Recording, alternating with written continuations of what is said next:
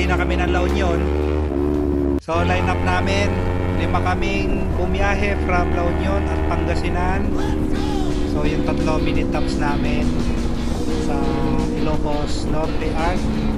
So ngayon, 5 kami pumunta, 5 rin kami uuwi. Si Benji nasa likuran, sa harapan ko si Sir Chris, tsaka yung mga nauuna, si Sir Rene at tsaka si Sir MJ. So naisipan namin dumaan Paway, Ilocos Norte. Yung nadaanan naming bayan kanina dun sa likuran, yun ay Corimao, Ilocos Norte.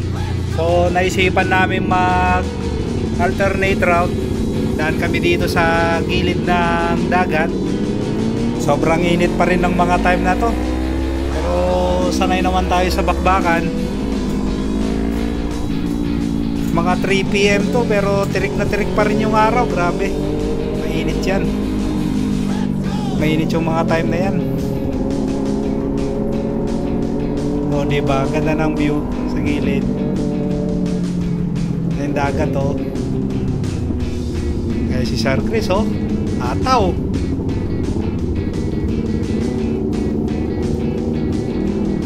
Solid bakbakan ha, no? Diyan lang ako sa likuran niya. Buntot-buntot lang ako.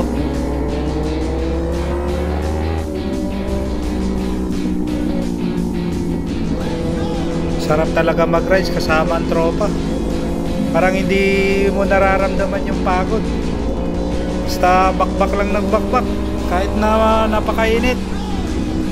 Ang ganda dito sa lugar na to. Sobrang linis ng kalsada, maluwag. Walang traffic. Ganda dito sa lawag. Babalik talaga ako dito pag nagkaroon ulit ng chance na mag-rides ulit. Talagang gusto ko ulit bumalik dito sa Ilocos Norte.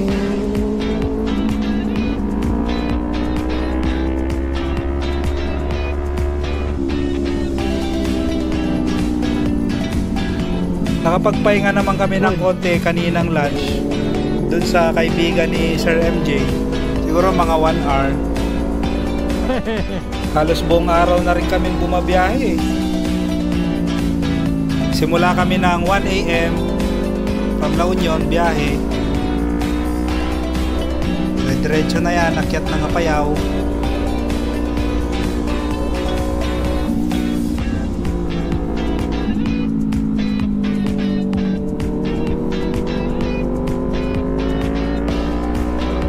Ano pa kada relief goods.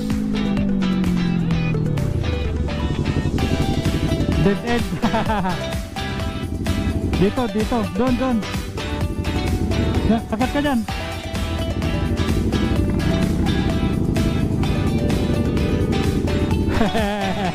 dead end bro.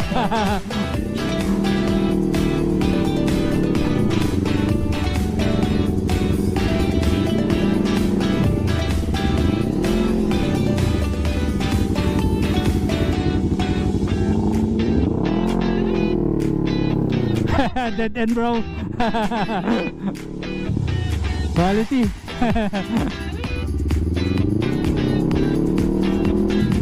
Sound check. Okay.